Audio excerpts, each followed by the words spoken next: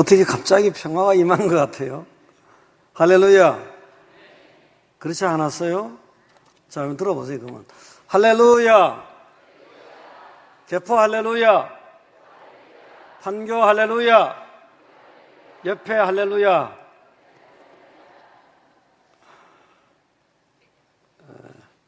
사명.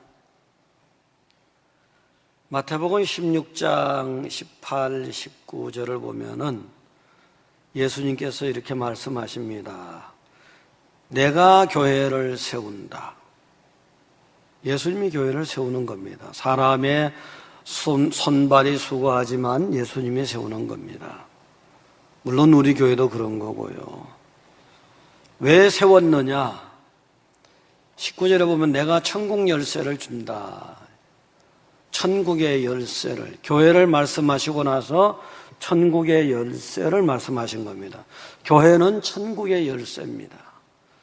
어떻게 하면 교회를 통해서 천국 들어가는 영혼들을 만들어내는 결정하는 것이 교회다는 거예요.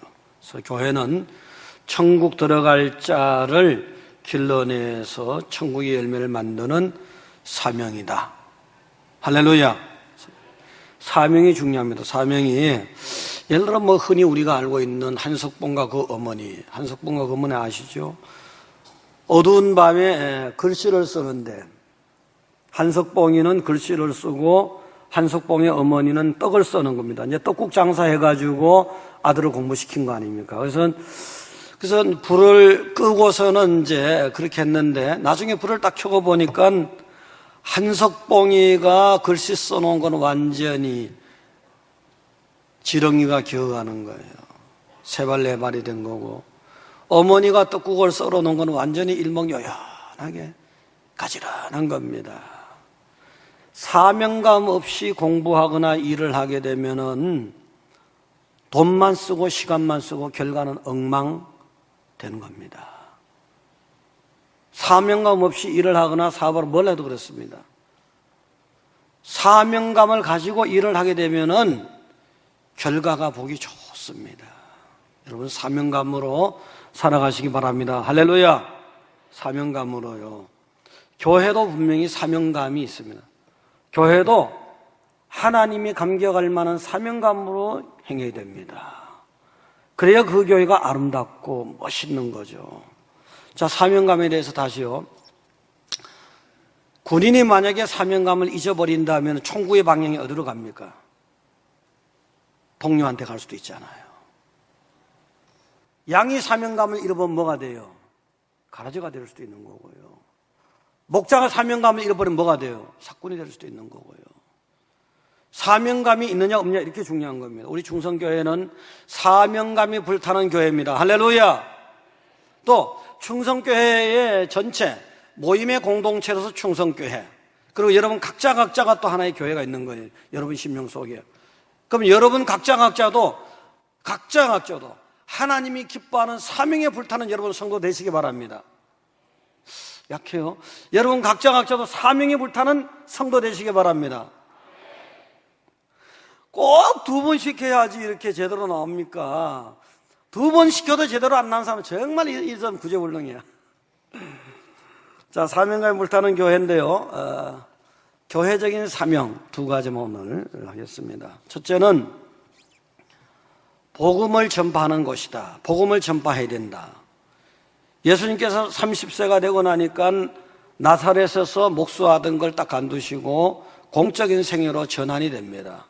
40일 금식하시고 나와서 이제 모든 준비가 다 맞춰진 거예요. 때가 참에. 그래서 나와서 처음에 보여주는 여러 가지 모습 중에서 오늘 보니까 이 모습을 딱 보여주시는 겁니다. 예수께서 온 갈릴리에 두루 다니사 그들의 회당에서 가르치시며 천국 복음을 전파하시며 백성 중에 모든 병과 모든 약한 것을 고치시니, 온 갈릴리를 두루 다니기 시작하는데 다른 것보다 먼저 한 것이 회당에서 천국 복음을 전파했다는 거예요. 이것 때문에 오신 거거든요. 이것 때문에요. 천국, 그 복음 때문에 오신 거라고요. 이것 때문에 예수님이 이 땅에 말구 위에 낮은 자로, 가장 낮은 자로 오신 것이고, 가장 억울하게 십자가에 죽으신 것이고 살아나신 거예요. 복음 때문이에요. 이것이 예수 믿는 사람들의 핵심적인 사명입니다. 또 교회가 세워지고 교회가 있어져야 하는 존재 이유가 되는 겁니다. 그래서 핵심에서 벗어나지 말자, 본질에서 벗어나지 말자, 사명을 놓치지 말자 이거예요. 사도행전 20장 24절에 보면요, 주 예수께 받은 사명 곧 하나님의 은혜의 복음을 증거하는 일을 마치려 하면은 나의 생명조차도 조금도 귀한 것을 여기지 않는다. 사도 바울의 고백입니다. 이렇게 복음을 위해서는 내 생명조차도 내놓는다는 거예요. 복음을 위해서는 복음이 귀중하지 내 생명이 귀중하지 않다는 겁니다. 이렇게 복음에서 실천하는 사도 바울일 때, 그러니까 하나님이 그에게 음성을 얼마나 줬습니까? 아무나에게 음성을 들려주는 게 아닙니다. 그러니까 그 사도 바울에게 음성을 얼마나 들려줬습니까? 신약 성경의 13권이 바로 사도 바울이 하나님께 들은 음성을 우리에게 전해주는 거잖아요. 사도 바울이 가는 데마다 얼마나 많은 기적이 일어났습니까? 오늘날까지도 사도 바울은 신약시대 최고의 사역의 모델 아닙니까? 신앙의 모델이고요. 여러분, 신앙인의 예수 믿는 사람들의 본질적인 핵심, 사명, 교회의 사명, 그 가운데 살아가시기 바랍니다. 주유소에 가면은 기름 팔지 주유소에서 생선 안 팝니다. 혹시라도 무슨 세일할 때 주는지 모르지만. 그 다음에 정육점에 가면은 고기 팔지 정육점에서 무슨 기름 팔지 않습니다. 교회에서는 복음 파는 겁니다. 교회에서는 복음 파는 거라고요. 그게 교회의 본질적인 사명이라고요. 바꿀 수 없는, 변경될 수 없는 사명이라고요. 그래서 너희는 온 천하에 다니며 만민에게 복음을 전파하라. 우리가 주의 백성이라면, 우리가 주의 제자이기 때문에 이것은 우리가 포기할 수 없는, 무시할 수 없는, 무심히 넘길 수 없는 명령이거든요. 명령이라고요, 명령. 사실 우리가 해도 되고 안 해도 되는 그런 것이 아니라 명령이라고요. 할렐루야, 명령입니다. 다시 말해서 복음을 전파하되 온 천하에 다니며 만민에게 복음을 전파하라 했습니다. 우리의 가날 구역이 온 천하고 만민입니다. 모든 족속을 제자로 삼으라고 했습니다. 땅끝까지 증인되라고 했습니다. 지역을 넘어서야 됩니다. 지역을. 우리의 한국 남한만이 아니라 북한도 우리의 지역이에요. 선교 지역이에요. 복음을 전할 대상입니다. 그 주변 나라 중국과 여러 나라가 다 대상이에요. 5대양 6대주가 다 복음을 전파할 우리의 대상입니다. 인종적으로 항인종이든지 흑인종이든지 백인종이든지 그들은 다 만민 속에 있는 사람들 아닙니까? 다 뚫고 나와서 전해야 되는 거죠. 또 언제 전하대 사도 바울 같이 생명을 걸고 전하지는 못했다. 생명을 걸고 전하지는 못했을지라도 열심은 있어야 된다는 거예요. 사도 바울 같이 생명까지도 내놓고 하는 것이 마땅하지만 그렇게 못할 때는 열심은 내자는 거죠. 열심은. 우리 충성교회 전도팀이 충성교회 모든 교인이 아니고 전도팀입니다. 전도팀이 얼마나 열심히 전도하는지 모릅니다. 전도대에서 여기도 아마 그런 분이 이 자리에도 벌써 그렇게 전도되어 오신 분이 많이 있을 거예요. 전도된 내용들을 보세요. 그 전도되어 오신 분들을 보세요. 쉬고 있는 영혼들이에요. 쉬고 있는 영혼들을 다시 깨운 거예요. 예수님 때가 3년 동안 쉬었대요. 5년 동안 쉬었대요. 아니, 어떤 사람은 10년 동안 쉬었대요. 10년 동안 쉬긴 잠잔 거지, 그건요. 잠자는 영혼을 깨워온 거예요.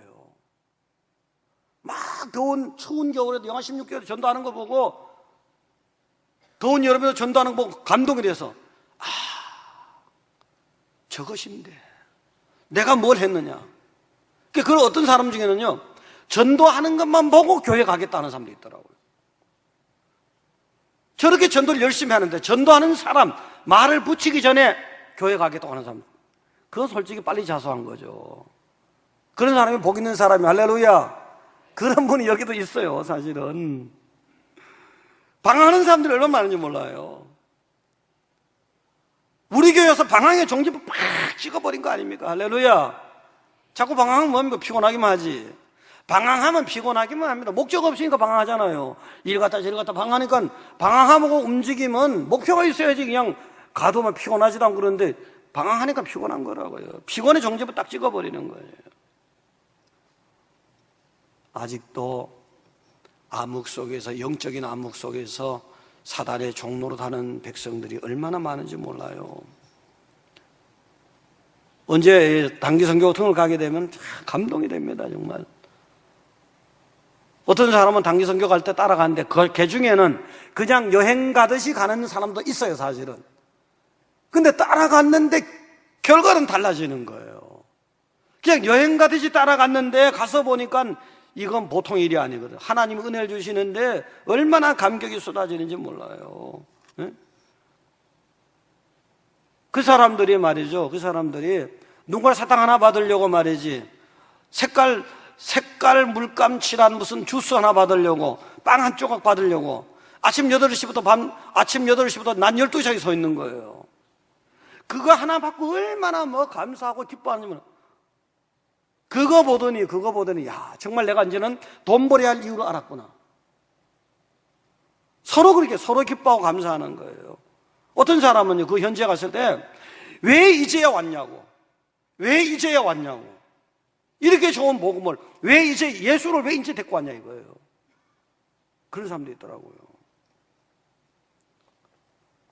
종족을 넘어서서, 지역을 넘어서서 5대양 6대주에 아직도 죽어가는 영혼들이 얼마나 많은지 모릅니다.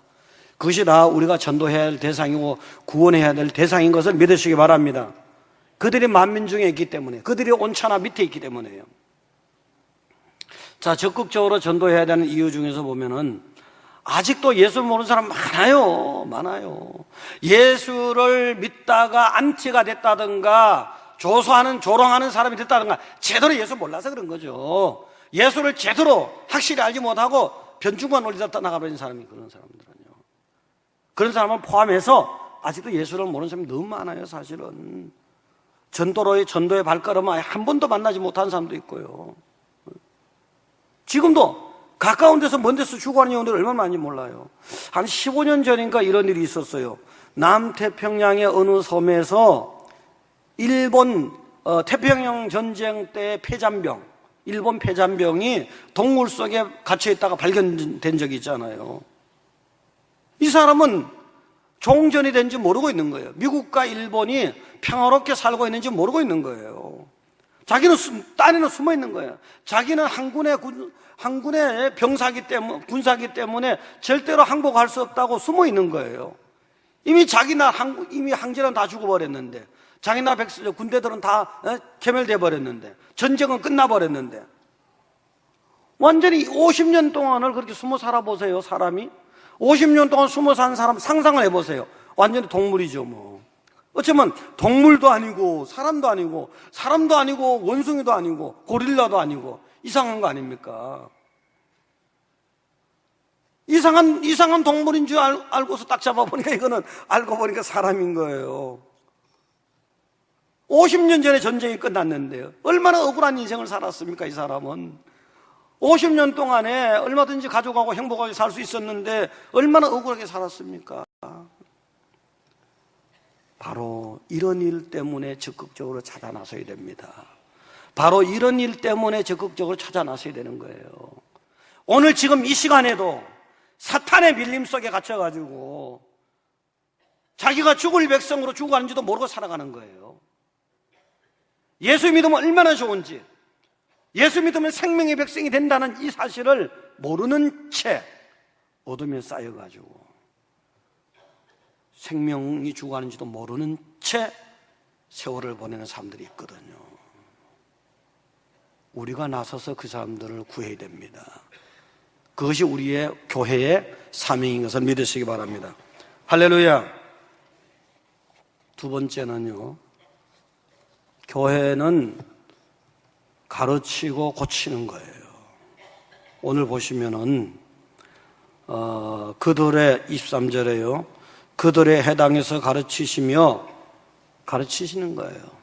가르치시는 거고 사람이 하나님 백성으로 딱 태어났다 하더라도 예수를 영접한 그 시간, 그 순간부터 확실하게 영적으로 완성된 사람이 되는 게 장성한 사람이 되는 게 아니라고요. 어린아이거든요. 그 다음에 백성 중에 모든 병과 모든 약한 것을 고치시니 일단 예수님을 영접했다 하더라도요. 예수님을 영접한 사람들 중에는 영적으로 사실은 잘못된 사람도 많아요. 이걸 바로 잡아야 되잖아요. 영적으로 약한 사람도 많아요. 이걸 또 새롭게 이제 고쳐줘야 되잖아요. 영적으로 이상하게 된 사람도 많단 말이에요. 잘못된 거 바로잡고 죽어가는 거 살려내고 병든 거 고치고요. 여기 24절에는 보통 뭐 이렇게 이래 됐어요. 뭐 간질하는 자, 중풍병자다, 육의 뭐 병을 고쳤다 하지만 육의 병뿐만 아니라 더 중요한 영적인 병들을 고쳐내는 거죠, 교회는. 그러면 갈릴리라든가 25일 데가볼리라든가 여러 군데서 왔잖아요. 온데 사방 댕기면서 고칠 수도 있고 여러 사람들을 모아서 고칠 수도 있고요. 교회는 그런 거라고요. 교회는 가르치고 고치는 거예요. 가르치고 고치는 거예요. 그 5장 1절에도, 마태복음 5장 1절에도 보면 예수께서 무리를 모시고 산에 올라가 앉으시니 제자들이 나온지라 입을 열어 가르쳐 이르시되. 여기서는 또 역설을 보면 역설적으로 가르치잖아요. 가르치는 방법도 한 가지가 아니에요. 사실은 비유적으로 가르칠 때도 있고 비교적으로 가르칠 때도 있고요. 그 다음에 약하게 가르칠 때도 있고 강하게 가르칠 때도 있고 쉽게 가르칠 때도 있고 전문가 긴가민가 어렵게 가르칠 때도 있고요. 지금은 역설적으로 가르치는 거죠. 어쩌면 역설적으로 가르치는 건 좀 더 생각을 많이 해봐야 되죠. 이건 좀 그리 쉬운 건 아니죠. 심령이 가난한 자가 복이 있다. 가난한 자만 가지고 보면 이해가 안 되죠. 가난한 게 뭐가 복이 있냐 말이에요. 근데 좀 더 생각해보세요. 심령이 가난한 자가 복이 있다. 맞는 얘기잖아요. 영적으로 내가 너무나 내가 약한데 부족한데 갈급한데 채우잖아요. 그런 사람이 영적으로 복이 있는 거죠. 사실은 나 영적으로 굉장히 충만한데 대단한데 교만하면 그건 복이 없는 거죠. 그 다음에 애통하는 자가 복이 있나니 맞잖아요. 애통하면 하나님 은혜를 받고 위로를 받으니까요. 요 내용은 사실 역설 복음이거든요. 역설적으로 가르칠 때도 있고요. 사실은요. 이렇게 온갖 방법을 다 해서 가르치는 것이 쉽지가 않아요. 가르치는 것이. 사실은 예수 믿어서 교회 나오는 사람들 모태신앙이라 할지라도 세상에 살아가면서 사실은 세상의 이치를 터득하지 않을 수도 없잖아요. 근데 세상 이치와 방법이 하나님 나라 이치와 방법과 다른 게 얼마나 많아요. 더군다나 중간에 믿고 늦게 믿는 사람들을 보면은 세상 이치에 꽉 차 있잖아요. 이것을 하나님이 기뻐하는 이치로 기뻐하는 스타일로 바꾼다는 게 얼마나 어려워요. 쉬운 게 아니더라고요. 보니까 어린애가 딱 태어나서 어른 되는 과정을 보세요. 어머니들은 잘 알 거예요. 예외적으로 아버지가 좀 신경 써서 키우는 가정도 있지만 일반적으로 여자들이 고생하거든. 자식 기를 때 보면 자식 길러보면 속상하게 하죠. 속 썩게 만들죠. 아예 속이 막 문드러지게 만드는 놈도 있잖아요. 보면요. 이 중에 있을 거예요. 그런 사람들요. 그래서 오늘 갈라디아서 4장 19절을 보니까요. 갈라디아서 4장 19절에 보시면은 이렇게 되어 있습니다. 나의 자녀들아 너희 속에 그리스도의 형상을 이루기까지 다시 너희를 위하여 해산하는 수고를 하노니. 그리스도의 형상이 예수를 영접하긴 했지만 영접하는 순간에 벌써 그리스도의 형상이 자리 잡은 것이 아니지 않습니까? 성도들 심령 속에 예수 그리스도의 형상이 딱 자리 잡을 때까지 얼마나 애쓰고 수고해야 되는지 모릅니다. 그래서 사도 바울이 이렇게 고백한 거예요. 해산하는 수고를 한다. 해산하는 수고. 여자분들이 아기를 놓을 때 얼마나 고생합니까, 사실은. 요즘엔 다 무통 하지만 예전엔 어디 무통입니까, 그냥. 야, 정말 아기 놓을 때 저렇게도 고생하는가? 아마 남편족들은 다 모를 겁니다. 사실은 다 몰라요. 얼마나 고생합니까? 막 너무너무 고통스러워하고 그냥 사실은 욕도 나오죠? 솔직히 말해보자고요. 나이 드신 분들 애기 놓을 때 욕 한 번 안 해본 분만 손 들어보세요. 여기는 무통분만이니까 그렇지. 젊은 세대니까. 젊은 세대는 무통분만이니까 욕 안 하지. 욕하면 그건 이상한 거지. 나이 드신 분 50대라든가 60대 되시는 분들은 그냥 생다지로 놓잖아요. 얼마나 고생합니까? 일을 물어가지고 남편 옆에 있으면 남편은 그냥 완전히 그냥 잡아먹을 듯이. 그래서 안 그랬어요? 솔직히 말해봐요. 그랬죠? 그거 봐요. 그랬잖아요. 그래서 안 그랬어요? 솔직히 말해봐요. 여기. 그랬어요? 안 그랬어요? 워낙 인격자라서 이제 아들이 막 말하지 말라고 막 하는 거예요. 아니, 위로하는 거예요? 이렇게 고생하거든요. 근데 사도 바울이 이 고백을 했을 때요, 이게 교회 온 성도를 갖다가 저건 지나가는 나그네고 그냥 저 사람 뭐 저기서 예수 믿고 천당 가면 되는 거지 뭐 그냥 이 정도로 생활해서는 성장이 잘 안 됩니다. 나의 자녀들아 이렇게 했잖아요. 나의 자녀들아 너희 속에 그리스도의 형상을 이루기까지. 여러분이 잘하는 분도 있지만 여러분을 내 자녀다, 이 개척한 사람이 알고는 잘 몰라요.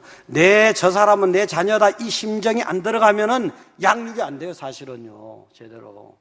자, 예를 들어 길 가다가 중학교 한 3학년 되는 남자아이가 빡빡 물고 가봐요. 물고 가면 만약에 자기 아들이 밖에 나가서 그렇게 하다 아버지는 발견됐다.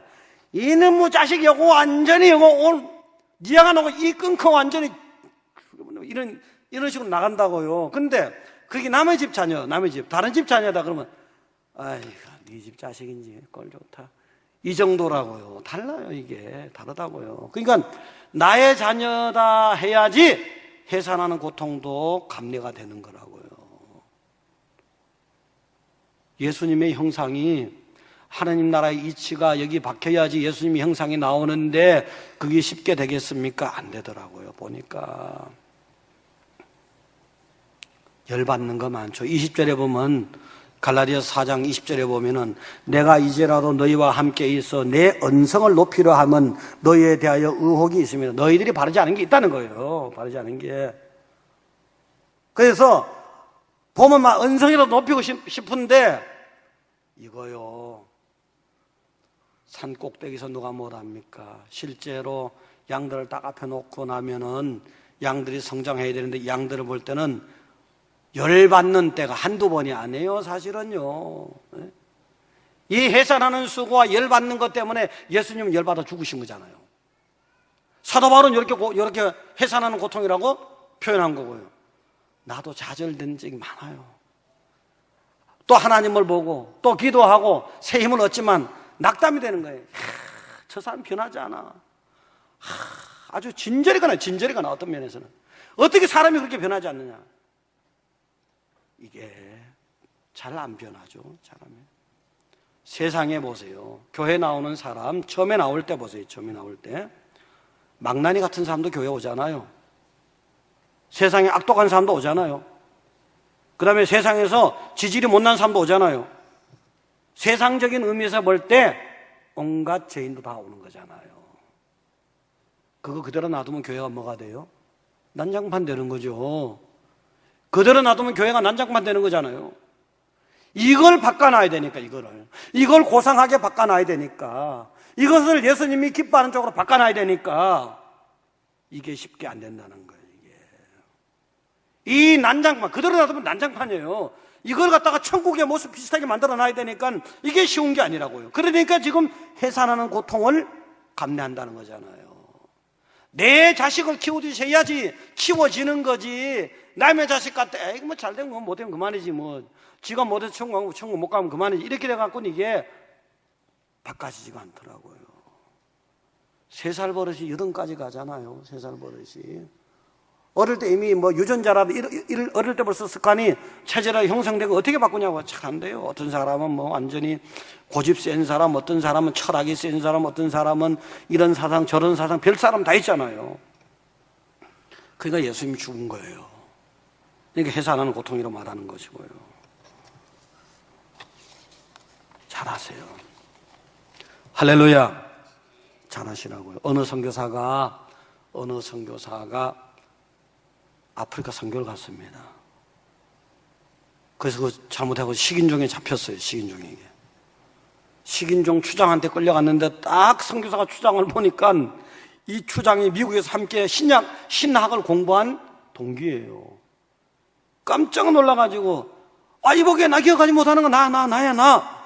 미국에서 같이 공부했잖아. 그러니까 추장이 고개를 끄덕끄덕, 그렇지 하고 끄덕끄덕 하는 거예요. 야, 이제 정말 살아났구나.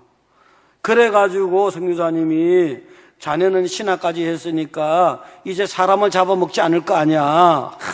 반갑다고 아주 금방 살아난 기분이에요. 그런데 이 추장이 뭐라 하냐? 아니야.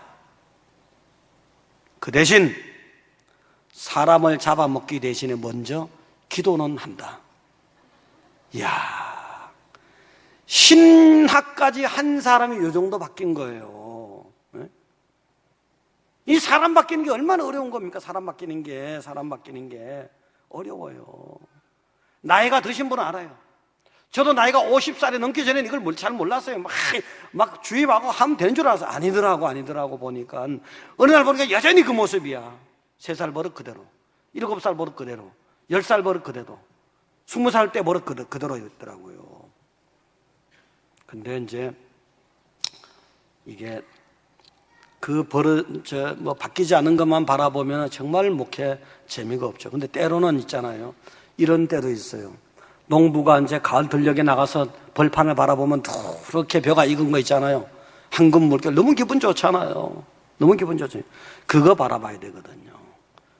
그거 바라요. 그 이제 잘 될 때를 바라보는 거예요. 잘 되는 사람도 있으니까 사실은. 옥상에다 제가 고추를 심고 가지를 심고, 그 가지 세 그루예요. 옥상에는요. 고추 심고 가지 심고 그다음에 호박 심고 토마토 심고 하여튼 몇 가지 심었습니다. 근데 그걸 매일같이 보다시피 하는 거, 매일같이. 교회가 성장해야지, 성도가 성장해야지, 요걸 생각하면서. 그래서 얼마 전에는 이제, 고추도 막 고추도 이제 커져서 먹고 그러는데, 가지가 자라는 게 너무나 요만한 것까지 치면 한 10개 되는 것 같아요. 근데 그 중에 하나가, 요거 한 2배 정도 되는 게 자랐어요. 그거 보는 재미가 보통 재미가 아니에요. 아주 맨질맨질하고 아주 깨끗한 게 너무너무 보기 좋잖아요, 가지. 근데 이 성장하는 가지를 보니까 너무 3월 달부터 심은 건데 너무너무 좋잖아요. 어느 날 보니까 없어졌어. 한 3일 됐나? 너무 서운하더라고요. 그래서 그거 바라보는 재미가 보통 재미가 아닌데, 그 다음에 또 요거 한 반 정도 되는 게 한 2-3개 있었는데, 이제 거기다 기대를 걸고, 야, 정말 예쁘게 자라는구나, 멋있게 자라는구나, 빨리 자라거라. 이렇게 했는데, 또 어저께 보니까 그게 또 하나 없어진 거예요. 마침 자수하는 사람이 있어서 자기가 따먹었대요. 근데 그 잘했다 했어요. 못했다 할 수 없잖아요. 이거 기를 때는 고생이 되지만 열매로 나타날 때 얼마나 보기 좋습니까?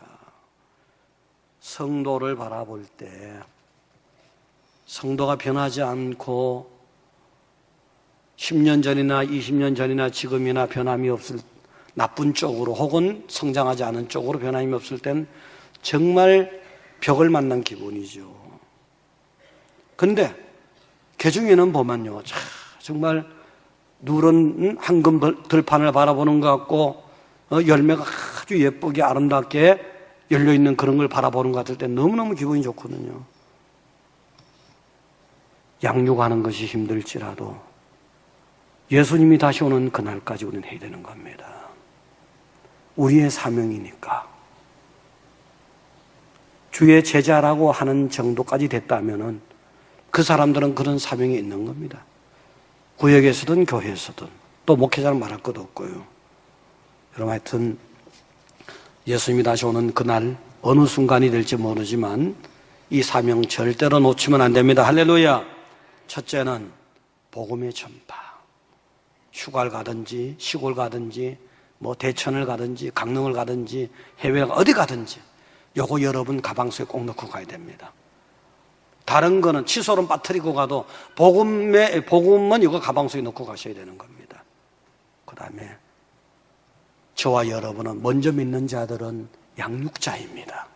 그래서 이 교회가 정말 아름다운 천국의 모양을 닮아갈 수 있도록 여기 있는 모든 성도들은 예수 그리스도의 형상이 그들의 심령 속에 탁 박힐 수 있도록 저와 여러분의 사명인 것을 기억하시기 바랍니다. 기도하겠습니다. 전능하시고 자비로우신 하나님 아버지, 하나님의 은혜를 감사드립니다. 하나님의 사랑을 감사드립니다. 우리가 교인과 교회적인 사명이 없었더라면 참으로 인생을 방황할 뻔했습니다. 그냥 무의도식하며 살아갈지도 몰랐습니다. 하나님의 은혜가 우리에게 임해서 예수 그리스도를 영접하게 하시고 하나님의 백성 되게 하시고 주의 제자가 되게 하시고 내 속에 교회가 있습니다. 여기에 공동체의 교회가 있습니다. 우리에게 복음의 사명과 양육의 사명을 주셨음을 감사드립니다. 오늘도 그 일을 위해서 우리가 향해서 달려갈 때 하나님이 감격하는, 하나님이 사명 다 잘 감당한다고 칭찬하는 그런 성도와 교회가 되게 하여 주시옵소서. 이 여름에 특히 나태하지 않게 하여 주시옵소서. 예수님 이름으로 기도드립니다.